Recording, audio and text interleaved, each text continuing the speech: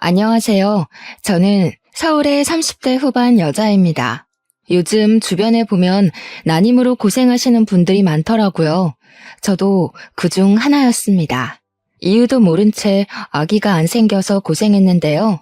지금은 아이가 생겼지만 어쩌면 임신보다 더 중요한 걸 알게 되었다는 생각이 들어요. 아직도 힘들어하실 분들에게 도움이 될까 싶어서 제 이야기를 보내봅니다. 제 이야기를 하려면 먼저 초등학교 때로 한참을 거슬러 올라가야 해요. 저는 부모님과 2살 터울의 남동생이 있는 평범한 가정에서 자랐어요. 저에게는 항상 옷을 만들어주는 인형들 말고도 친한 친구가 있었어요. 바로 이 이야기의 주인공이자 제 인생의 단짝인 혜주입니다. 혜주와는 초등학교 1학년 때 같은 반이 되면서 친해졌습니다. 제가 인형옷 만들기를 좋아한다는 걸 알고는 혜주는 자기도 인형에게 만들어줄 옷 그림을 매일 그린다면서 보내주겠다고 했죠. 우리는 금세 손발이 짝짝 맞았어요. 그 뒤로 혜주랑 저는 매일매일 붙어 다녔죠. 혜주는 엄마가 없었습니다. 아빠는 매일 술을 먹고 툭하면 집안 물건을 깨부셨고요. 한 번은 제가 피아노 학원에 갔다 오는데 혜주가 자기 집 앞에서 울고 있더군요. 얼른 가보니까 손에는 다리가 부러진 인형을 들고 있었어요.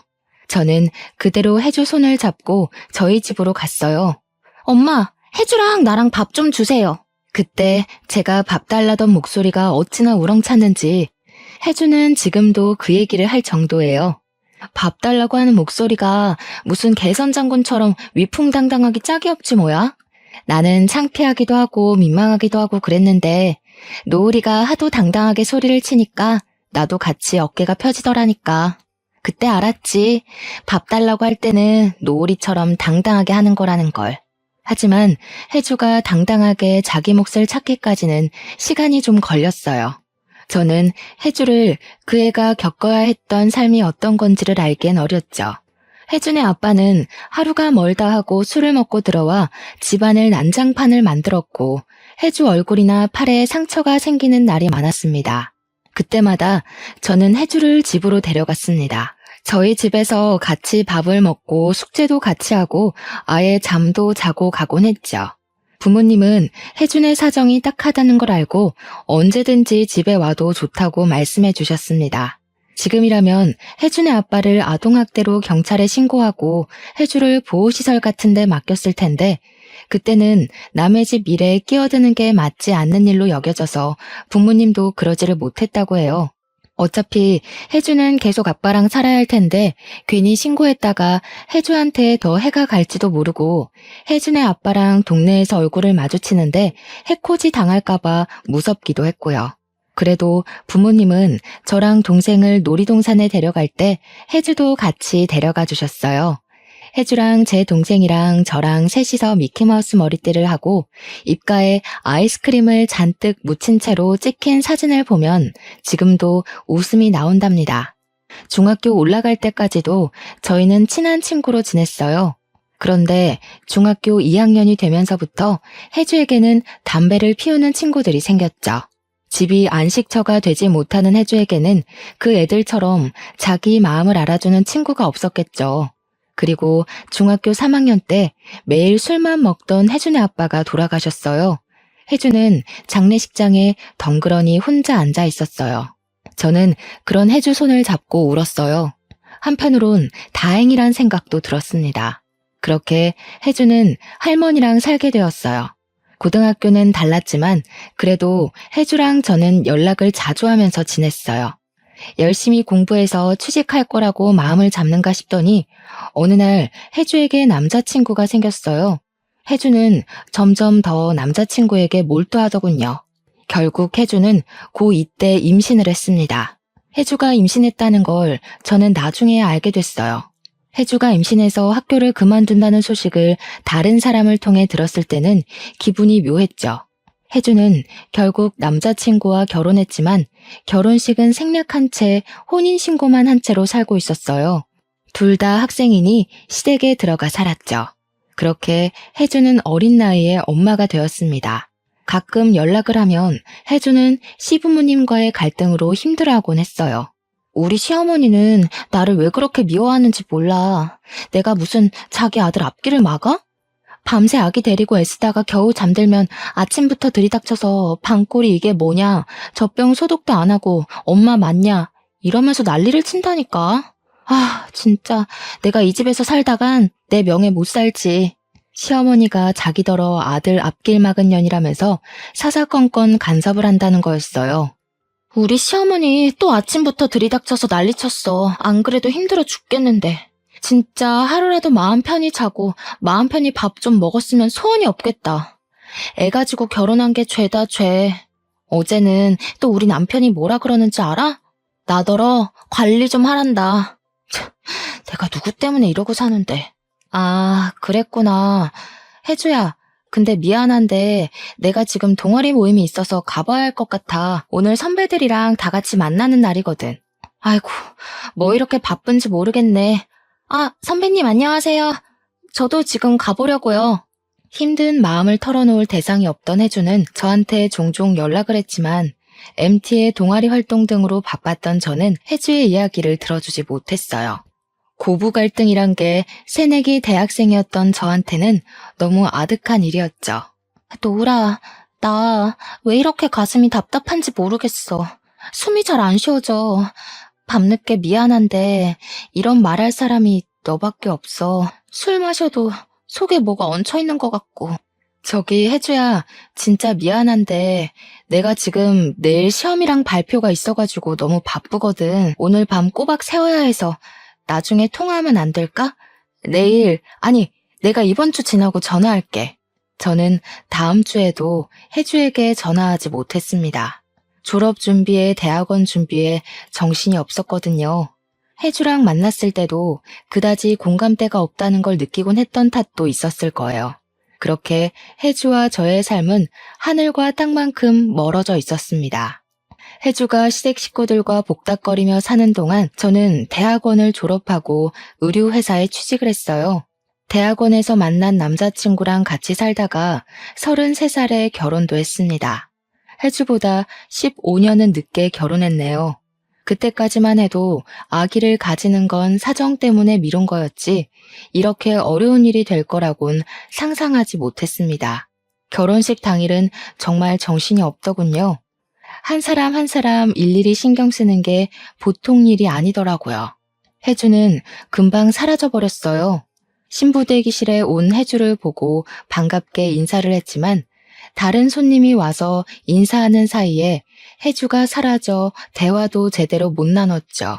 결혼식이 끝나고 한숨 돌리게 되어서야 혜주 생각이 났습니다. 혜주한테 신경을 못 써준 게 미안하단 생각이 그제야 들었습니다. 그렇게 생각하고도 제 삶이 바빠서 연락도 못하고 지내고 있었는데 얼마 후 혜준의 할머니가 돌아가셨다는 소식을 들었어요. 저는 부랴부랴 일을 마치고 장례식장으로 갔죠. 싸늘한 기운까지 도는 장례식장에 혜주는 또 혼자 앉아있더군요. 눈물 자국이 말라버린 얼굴은 반쪽이 되어 있었고요. 할머니가 계속 전화하셨는데 내가 못 받았어. 그냥 사는 게 너무 힘들어서. 할머니가 아픈데 한번 가보지도 못하고 하은이는 내 얼굴 제대로 보려고 하지도 않고 남편은 집에 들어오지도 않고 내가 할머니한테 얼마나 잘못했는지 그게 이제야 생각이 났다. 노우라, 나 어떡하니? 저는 그 자리에서 혜주를 끌어안고 같이 울었습니다. 그날 장례식장에서 혜주랑 밤을 새우며 이런저런 얘기를 나눴어요. 얘기를 들어보니 상황이 더 안 좋더군요. 혜주 딸 하은이는 스트레스 때문인지 어릴 때부터 실어증이 있었는데 여러모로 치료를 받아봤지만 잘 고치지 못했다고 했어요. 혜주는 하은이가 그렇게 된 게 자기가 너무 모자라서 시어머니랑 남편이랑 다투고 애한테 화도 많이 내서 그런 것 같다면서 울었죠. 그리고 설상가상으로 혜주 남편은 1년 전부터 집에 잘 들어오지도 않는다고 했습니다. 핸드폰에 그 여자랑 다정하게 톡 주고받은 게 그대로 있더라고. 내가 얼마나 만만한지 내 눈치를 보지도 않는 거야. 시어머니는 나한테 애망친 년이라고 하더니 이젠 남편 밖으로 돌게 한 년이라고 욕을 해. 뭐가 어디서부터 잘못된 건지 이젠 뭘 해도 흥미도 안 생기고 사람들 만나는 것도 싫고 다 귀찮게 느껴져. 노을아, 진짜 이게 다 내 잘못일까? 이씨, 그게 왜 네 잘못이야? 남편이 바람난 게 마누라 탓이라는 사람이 제일 이상한 거 아니야? 애는 같이 낳아서 같이 키운 건데 왜 항상 모든 걸 네 탓으로 돌리냐고. 네 시어머니 뭐 어떻게 된 거 아니야? 그런 말 듣지 마. 네 잘못 아니야. 네가 다 잘하진 않았어도 네가 자책할 일은 아니라고. 그 주 주말에 저는 당장 혜주가 살고 있는 집에 가봤습니다. 그동안 혜주가 얼마나 힘들었는지 더 느껴지더군요. 그동안 얘기할 데도 없이 얼마나 힘들었어. 얘기할 사람이라고는 나밖에 없는 거 아는데. 그냥 이제는 관심사도 안 맞고 대화가 안 통한다고. 나 사는 것도 바쁘다는 핑계로 너한테 신경 못 써줘서 미안해. 저는 대학 선배의 지인 중 언어 치료하는 분이 있어서 하은이가 언어 치료를 받을 수 있게 치료사를 알아봐 줬습니다. 하도 속이 상해서 치료비도 제가 다 내버렸어요. 그냥 그렇게라도 안 하면 자신한테 화가 날 것 같았거든요. 의욕이 없는 혜주를 위해 치료비 감면받는 방법까지 알아봐 줬습니다. 혜주야, 네 남편 말이야. 아무리 생각해도 헤어지는 게 나을 것 같아. 너한테 손까지 댔다며. 그런 아빠 있어봤자 하은이한테도 도움이 안 될 거야. 이혼하면 혼자가 된다고 너는 자꾸 그러지만 그 사람 이제 네 옆에 있는 사람 아니야.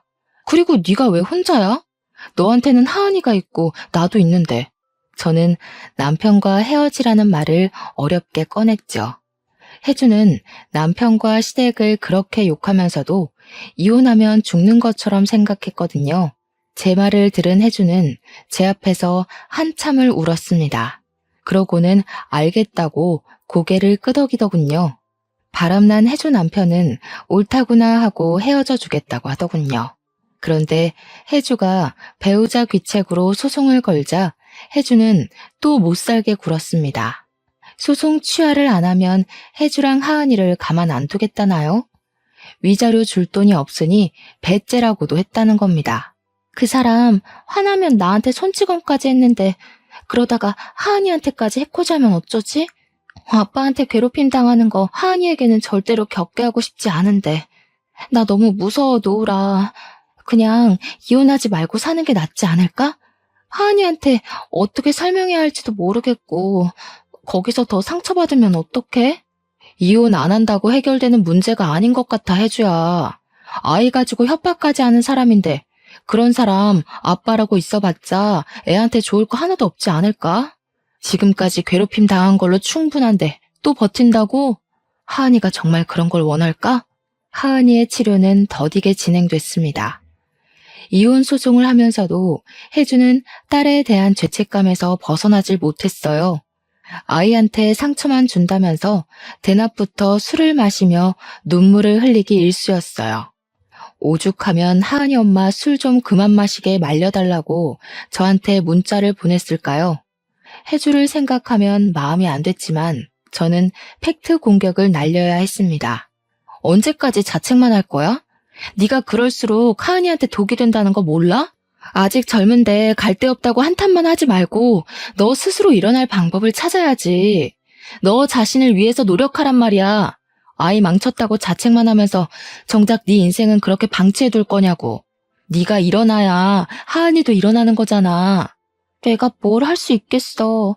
내가 할 줄 아는 게 뭐가 있다고. 나 공부 안 한 지 몇십 년이나 됐고 머리도 다 굳고 살도 찌고. 혜주, 너 꿈이 있었잖아. 미래를 꿈꿀 때가 있었잖아. 우리 아직도 젊어. 살찐 거랑 공부하는 거랑 무슨 상관이야? 우리 이제 34인데 여기서 인생 종칠 거야? 지금도 늦지 않았어. 하은이를 위해서라도 힘내야지.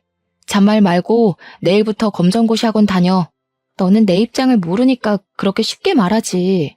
네가 한 번이라도 나처럼 살아봤어? 나는 아무도 내 편이 돼주는 사람이 없는데 너는 너희 부모님도 무조건 널 응원해주고 네 동생도 네 편만 들어줬잖아. 너는 부모님한테 지원받으면서 공부할 수 있었으니까 그렇게 쉽게 말하는 거야. 답답한 마음에 저도 화가 나서 혜주를 두고 와버렸어요. 혜주 말도 틀린 말은 아니었죠. 그렇지만 어쩌겠어요. 얼마 뒤 혜주로부터 편지가 왔더군요. 노을아, 널 생각하면 미안한 마음이 앞선다. 내 일에 그렇게 눈물 흘려주고 자기 일처럼 나서서 도와준 사람 너밖에 없었는데 나는 못난 마음에 너를 질투하곤 했어. 우리 어렸을 때부터 똑같이 패션 디자이너가 되고 싶어 했지. 나는 대학도 못 가고 집에서 육아에 찌들어 있는데 대학생이 되어 옷도 만들고 반짝반짝 빛나는 네가 정말 부러웠어. 못난 나를 용서해 줄래?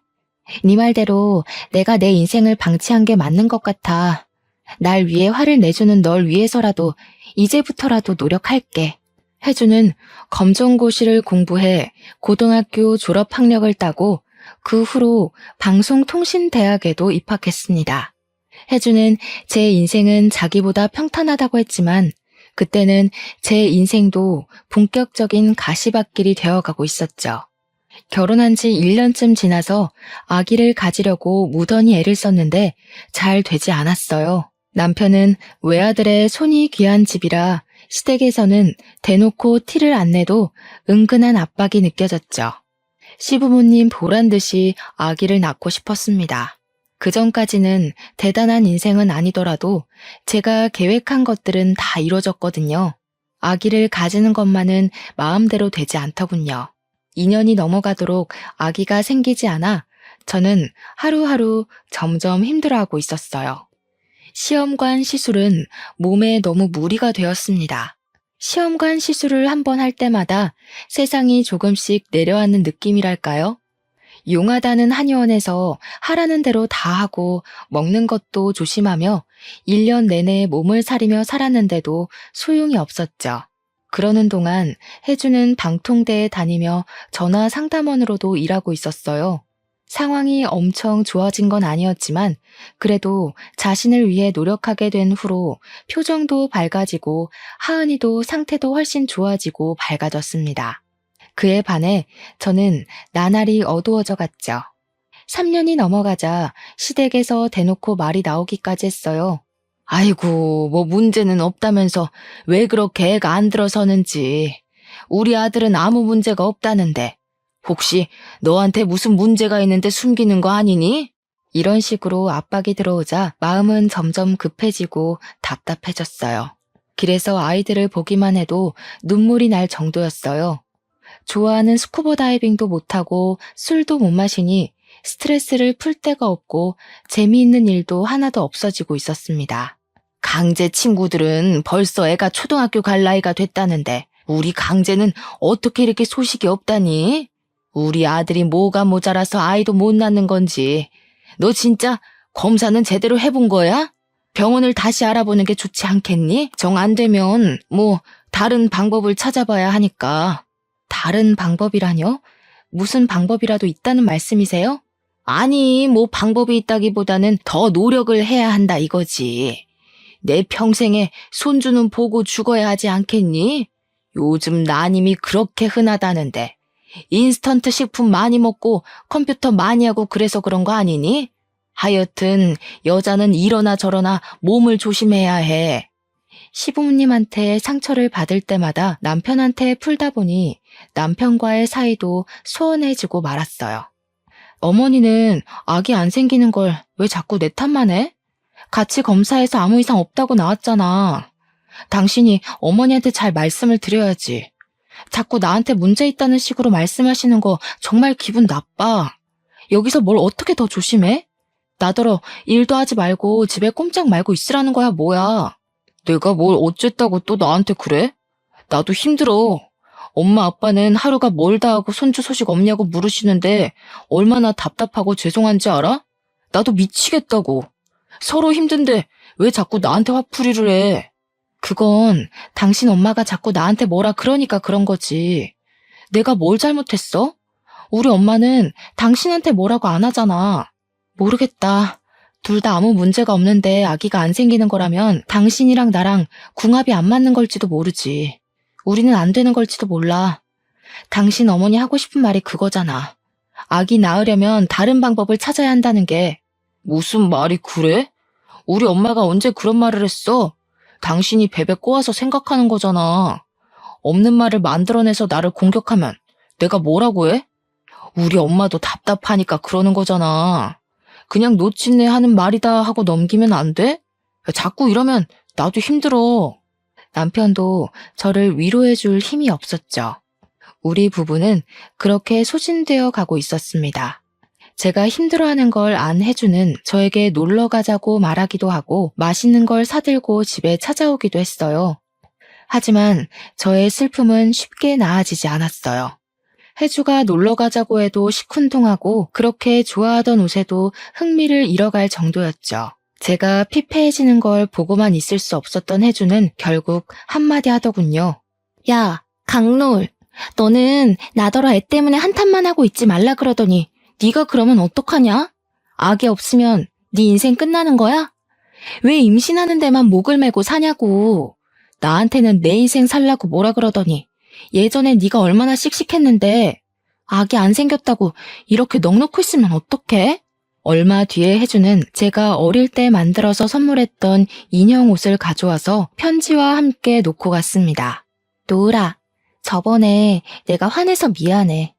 네 마음이 얼마나 힘들지 내가 어떻게 알겠니?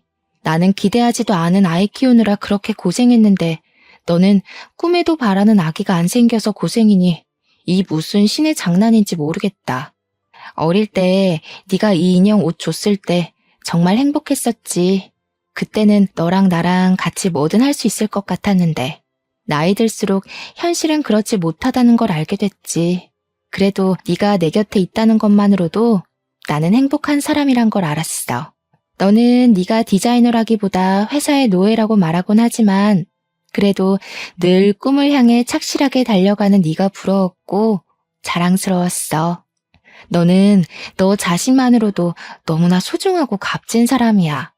아기가 없다는 이유로 그런 너를 잃지 않았으면 하는 마음에 나도 모르게 화를 냈어. 미안하다. 혜주가 주고 간 인형 옷을 만지작거리면서 저는 많이 울었어요.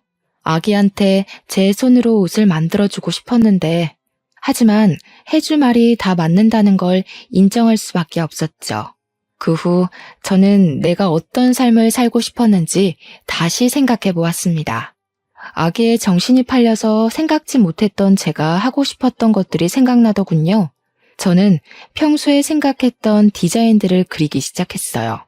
어쩌다가 그걸 쇼핑몰을 하던 선배에게 보여줬더니 선배가 바로 자기 쇼핑몰에서 팔아보면 어떻겠냐고 하지 않겠어요?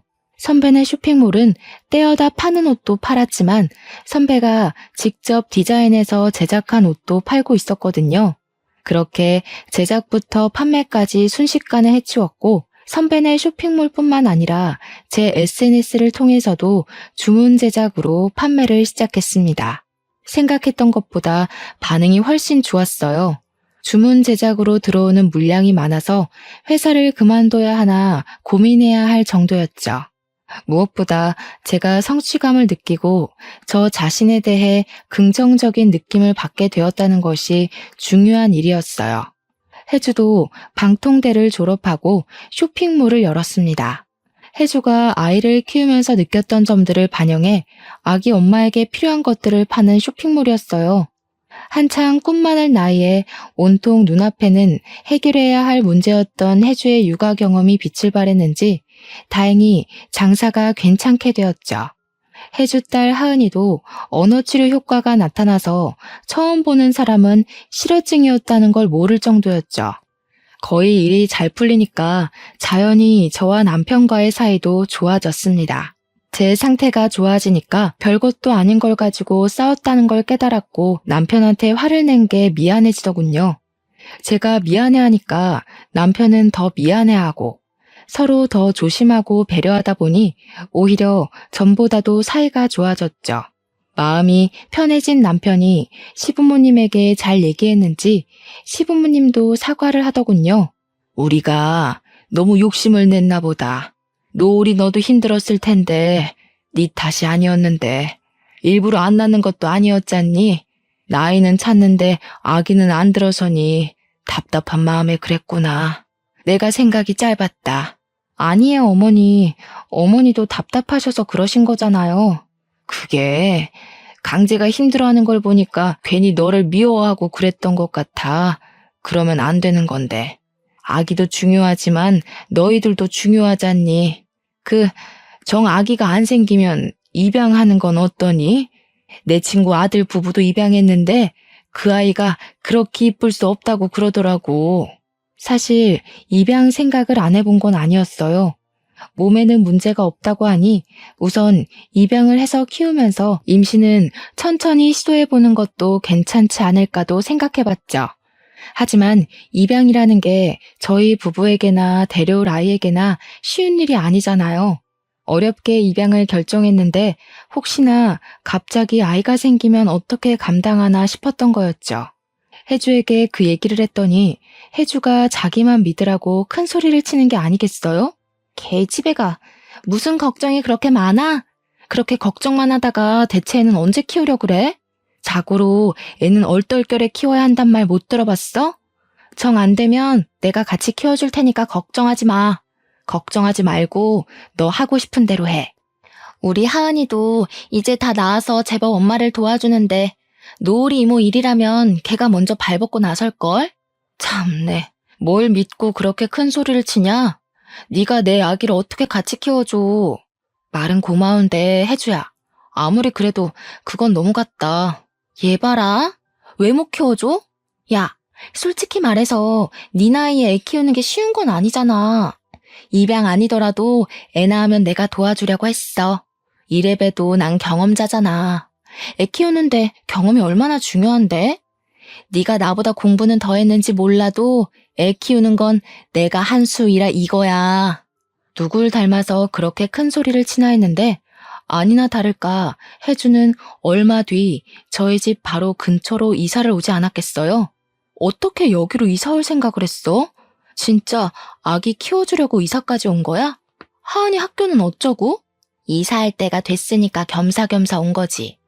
하은이도 이제 놀리는 애들 없는 데서 새로 시작하는 게 어떠냐고 했더니 좋다고 했어. 하은이도 나도 마음 잡고 한번 새롭게 살아보자 이거지. 우리 사무실하고도 가깝고 잘 됐지 뭐. 혜주가 그렇게까지 응원해주는데 더 망설일 수는 없었어요. 등 떠밀리는 꼴이었지만 기분이 나쁘지는 않았답니다. 이삿짐을 풀자마자 저랑 남편, 혜주랑 혜주 딸까지 다 같이 근처 보육원으로 봉사활동을 갔습니다. 마음 편하게 먹으라고 혜주가 강요하다시피 말하는 바람에 정말 그냥 아이들이랑 논다는 기분으로 다녔어요. 물론 쉽지는 않았습니다. 마음의 상처들을 꼭 붙들고 있는 아이들이었으니까요. 우리를 받아들이는가 싶다가도 밀어내는 아이들을 보며 힘들기도 많이 힘들었지만 참 많은 걸 느꼈어요. 그래도 혜주가 방통대를 다니며 청소년 상담 공부를 한 덕을 톡톡히 봤습니다. 노을아, 왜 그러고 쭈그리고 앉아있어? 뭐 힘든 일 있어? 애들이 말을 안 들어서 그래? 애들은 원래 말을 안 듣는 거야. 너무 상심하지 마. 아, 그런 거였냐? 내가 몰랐네. 그냥 애들이 마음을 안 열어주는 걸 보는 게 매번 힘들기는 해. 나는 내 가정 하나 못 만들면서 저 애들한테 손을 내밀 처지가 되는지, 그럴 자격이 되는 건지 그런 생각도 들고. 아이고, 그래가지고 아기 낳으면 어떡하려고? 이러니까 내가 얘를 혼자 둘 수가 있나? 무자식 상팔자라는 말이 괜히 있는 줄 알아?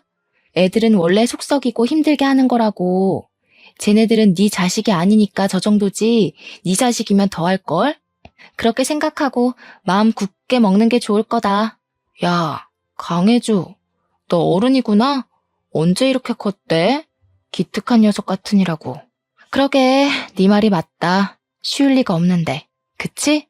사랑은 주는 것도 받는 것도 참 쉽지 않은 것 같아.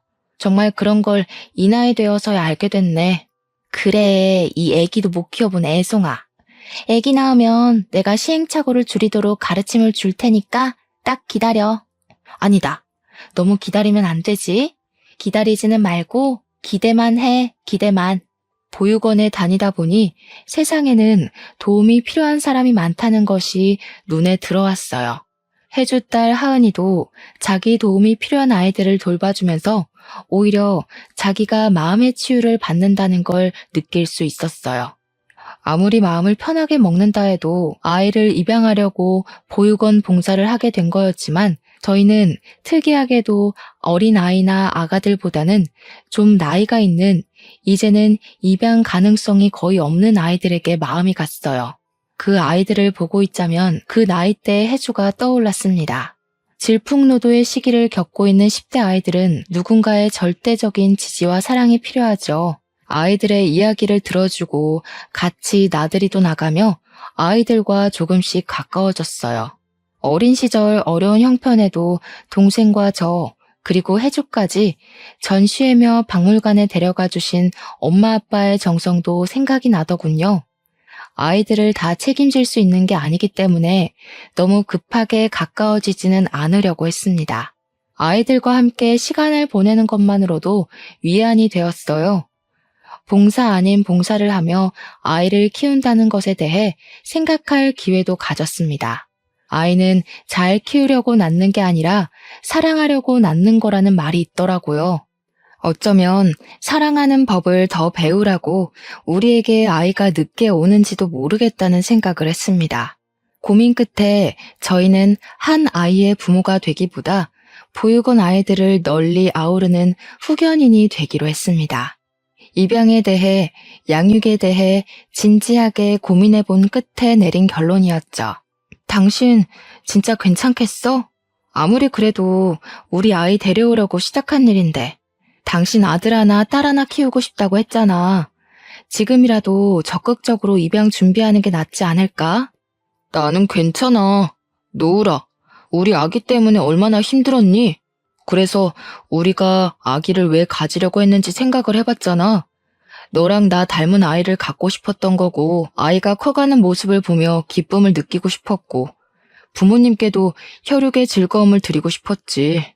거기 있는 아이들 다 똑같이 사랑이 필요한 아이들인데 한 아이만 골라 데려온다는 게 도저히 납득이 안 될 것 같아. 그렇지만 어머님 아버님도 아직 기다리시는 눈치던데. 엄마 아빠랑도 얘기해봤어. 우리 얘기 듣더니 두 분도 가끔 와서 봉사하고 싶으시다고. 이러다 두 분이 입양하는 거 아닌가 모르겠다.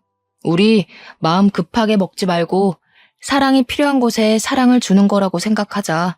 2년이 된다면 우리에게 아이가 올 거고 그게 아니라도 행복하잖아. 제 남편이랑 저도 아직 30대 중반이었지만 젊기 때문에 아이들과 더 가까워질 수 있었어요. 저는 주문 제작 받던 옷이 잘 팔려서 결국 회사를 그만두고 저만의 브랜드를 론칭하게 되었어요. 저는 보육원 아이들에게 제가 만든 옷을 하나씩 선물하기 시작했습니다. 아이들의 기뻐하는 얼굴을 보면 제 마음의 방도 조금씩 넓어지는 게 느껴졌어요. 그리고 입양은 정말 우연한 기회로 일어났습니다. 제가 아니라 혜주에게 먼저 일어났어요. 저희가 다니던 보육원 봉사를 하던 도중 알코올 중독 아버지에게 학대받다가 아버지가 돌아가셔서 들어온 5살짜리 여자아이 윤혜가 있었어요. 윤혜는 누구에게도 마음의 문을 열려고 하지 않았습니다. 말도 안 하고 다른 아이들이 노는 걸 겁에 질린 강아지처럼 쳐다보기만 했죠. 그런 윤혜의 마음을 제일 잘 아는 사람이 있었으니 그건 바로 혜주였어요. 혜주랑 윤혜가 같이 있는 모습을 보면 나이 차를 넘어서 꼭 소꿉장난하는 친구 같다는 느낌을 받고는 했어요. 서로의 마음을 가장 잘 이해하고 서로를 치유해주는 그런 친구였죠. 원래 5살 정도 되면 이미 자기의 습관이 생겼기 때문에 입양하는 데까지 엄청난 시간과 노력이 소요되기 마련이거든요. 그런데 혜주랑 윤혜는 마치 원래부터 가족이었던 것처럼 자연스럽게 서로를 받아들였어요. 말수가 많지는 않아도 이제는 할 말은 다 하는 혜주 딸 하은이도 동생이 생기는 걸 아주 반겼죠. 하은아, 동생 생겨서 엄마 뺏길까봐 걱정되고 그러지는 않아? 윤혜가 집에 오면 아무래도 네 엄마가 윤혜한테 신경을 많이 써야 할 텐데 하은이가 섭섭하지 않겠어? 이모도 참. 동생인데 섭섭하긴 뭐가 섭섭해요? 윤혜가 얼마나 귀여운데. 저번에 데려다가 자니까 외롭지도 않고 얼마나 좋았는지 알아요? 우리 집은 항상 허전했는데 윤혜가 오니까 뭔가 따뜻해지는 것 같던걸? 그리고 나도 고등학생인데 동생 질투나 할까봐? 노을이 이모는 동생한테 질투했어? 그러니? 이모는 약간 질투했던 것 같기도 하고. 사실 내 동생도 귀여웠어. 얄미울 때도 있지만 혼자서 컸다고 생각하면 되게 외로웠을 것 같아. 가끔은 미울 때도 있지만 그래도 다들 곁에 있어줘서 외롭지 않았지. 하은이는 요즘 수아랑 친하게 지내는 것 같더라. 아, 맞아. 요즘 수아랑 얘기하는 게 제일 재밌어. 수아도 나처럼 어렸을 때 사람들하고 말하는 게 무서웠대. 그런데 지금은 말이 너무 많아서 문제라니까? 근데 이모, 수아가 그러는데 노을이 이모가 제일 이쁘대. 노을이 이모는 옷도 잘 만들고 얼굴도 예쁘고 애들이랑도 잘 놀아주는 게 천사 같아서 이모처럼 되고 싶대. 진짜로? 내가 이쁘대? 아, 참, 어떻게 알았지? 나의 매력에 너무 빠지면 안 되는데. 어떡하지? 하은아, 수아한테 이모의 매력에 너무 빠지지 말라고 말해줄래? 아, 왜 이래? 하고 싶으면 이모가 직접 하셔. 수아는 하은이랑 동갑인 여자아이였어요. 어렸을 때 말더듬이 있어서 파양당한 경험이 있었지만 밝고 따뜻하게 커주었던 것이죠. 수아는 주변을 잘 챙기는 싹싹한 아이였습니다. 보육원에 다니면서 가장 기쁠 때는 아이들에 대한 진심이 통했다는 생각이 들 때였죠. 수아가 저를 이쁘다고 하는 것도 제 마음을 알아준다는 소리 같아서 참 기뻤습니다. 브랜드를 키우랴 아이들을 챙기랴 정신없는 나날을 보내느라 아기에 대해선 한동안 잊고 있을 정도로 바빴습니다. 인생에서 중요한 일들은 기대하지 않았을 때 찾아오는 경우가 많죠. 아기를 가지려고 노력하는 사람들도 하다 안 돼서 포기하면 그제야 아기가 찾아온다고 하잖아요. 저희도 그랬습니다. 그날은 유난히 더운 여름밤이었어요. 남편이 갑자기 자다가 벌떡 일어나는 바람에 저도 같이 깨고 말았습니다. 당신 왜 갑자기 자다 말고 일어나고 그래? 무슨 일 있어? 안 좋은 꿈이라도 꾼 거야? 어? 아니야. 별일 아니야. 안 좋은 꿈은 무슨 안 좋은 꿈일 리가. 남편의 기색이 뭔가 수상쩍었지만 저는 다시 잠이 들었죠. 그런데 얼마 뒤 남편이 저에게 자꾸 임신 테스트기를 해보라는 거였습니다. 남편이 너무 들떠있는 것 같아서 괜히 실망할까봐 하기 싫었지만 좀 미심쩍은 기분으로 테스트기를 해봤습니다. 그러니까 저는 아무 기대도 없었단 얘기예요. 결과는 두 줄이었습니다. 믿을 수가 없었습니다. 드디어 저희에게도 아기가 찾아온 거였어요. 남편은 왠지 남자아이일 것 같다고 호언장담을 했죠. 남편이 무더운 여름밤에 꾸었던 꿈은 번쩍번쩍 빛나는 황금알이 품 안으로 굴러 들어오는 꿈이었습니다. 태양이는 그렇게 저희에게 찾아왔습니다. 노을이 이모 임신했다는 거 진짜예요? 이모 닮으면 아기가 진짜 이쁘겠다. 나도 얼른 보고 싶어요. 남자예요, 여자예요? 아직 몰라. 수아는 아가들을 참 좋아하는구나. 저번에 보니까 아기들 기저귀도 갈아주고 그러던데. 힘들지는 않아? 별로야. 이거 봐봐요. 내가 아들 주려고 만든 인형인데 종도 달았어요. 이모 아가 나오면 선물해주게 만들어 놓을게요. 그때 왜 갑자기 그런 생각이 들었는지 모르겠습니다. 갑자기 수아도 우리 집에서 같이 살면 참 좋겠다는 생각이 들더군요. 수아야, 수아도 이모 집에서 같이 살래? 진짜요? 진짜 그래도 돼요? 그런데 이모가 아기 낳으면 신경을 못 써줄 것 같아서 그게 좀 걱정이네. 아가가 좀 크고 좀 있다가 보호 종료되면 수아도 나가서 집 구해야 하잖아. 그때 오는 것도 괜찮을 것 같아. 물론 지금 와도 되지만 어쨌든 수아가 진짜 독립할 힘이 생길 때까지 이모 집에 와서 사는 건 어떨까? 이모가 아저씨랑 잘 얘기해 볼게. 수아는 눈물까지 글썽이면서 기뻐했어요. 그렇게 좋아하는 걸 왜 진작 말해주지 못했나 싶어서 저도 눈가가 촉촉해졌습니다. 순서가 뒤바뀌었지만 남편에게 수아랑 같이 살면 어떠냐고 물었더니 남편은 조금도 망설이지 않고 좋다고 하더군요. 이모, 제가 생각해봤는데요. 지금 제가 가면 애들이 너무 섭섭해할 것 같아요. 어차피 얼마 남지도 않았는데 이모 말대로 퇴소하면 이모랑 같이 살게요. 그렇게 말했지만 수아는 그 후로 저희 집에 자주 왔습니다. 제가 태양이를 낳을 때는 병원에 와서 자기 일처럼 두 손을 꼭 모으고 기도를 했다고 하더군요. 아가 손이 너무 예뻐요. 어쩜 이렇게 조그맣고 이쁘지? 아가 손이 이모랑 닮았어요. 수아야, 우리 집에 온다고 해줘서 고마워. 네가 있다고 생각하는 것만으로도 엄청 든든한 거 있지? 더 빨리 데려올 수 있었으면 좋았을 텐데. 그래도 혼자서도 이렇게 좋은 아이로 자라줘서 이모가 진짜 뭐라고 감사해야 할지 모르겠어. 네? 입양 간다고 하면 다들 양부모님한테 감사하라고 그런다던데. 왜 이모가 고마워요? 입양 간 애들 말 들어보면 막 주변에서 귀에 못이 박히게 듣는데요. 나중에 효도하라고. 뭐 제가 고맙죠. 누가 이렇게 큰애를 받아줘요? 이모랑 아저씨가 천사인 거지.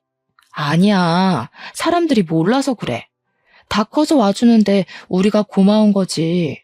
너랑 나는 다른 집들처럼 서로 부딪히는 부분도 별로 없잖아. 앞으로 더 지내봐야겠지만 나는 네가 내 딸 같기도 하고 동생 같기도 하고 어쩔 때는 언니 같기도 하고 그래.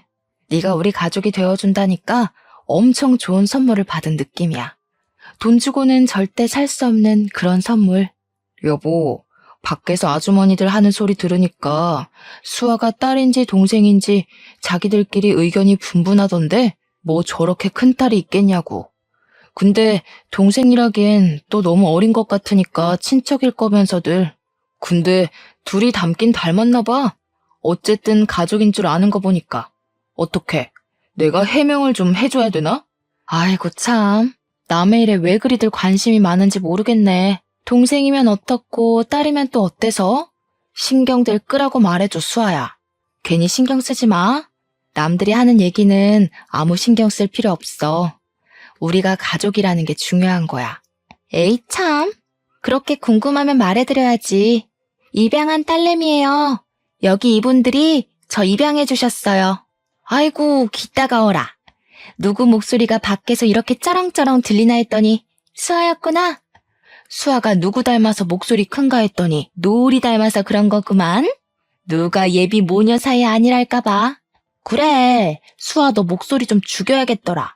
내가 전부터 말했잖아. 아니 이것들이 누구 딸더러 시끄럽다고 야단인 거야? 혜주 너도 만만치 않거든? 얼마 뒤에는 혜주의 결혼식이 있었습니다. 혜주가 일하면서 알게 된 사람과 재혼을 하게 됐거든요. 하은이랑 저 그리고 수아가 들러리를 섰습니다. 저는 축사도 했어요. 사랑하는 혜주의 결혼식을 축하하며. 네가 내 옆에 있어줘서 얼마나 다행이었는지 몰라. 이제는 네 곁에 든든한 버팀목이 또 생겼네. 네 덕분에 보육원 봉사를 다니게 됐고 우리는 우리 자신보다 더 귀한 아이들이라는 선물도 받았지. 다 네 덕분이야.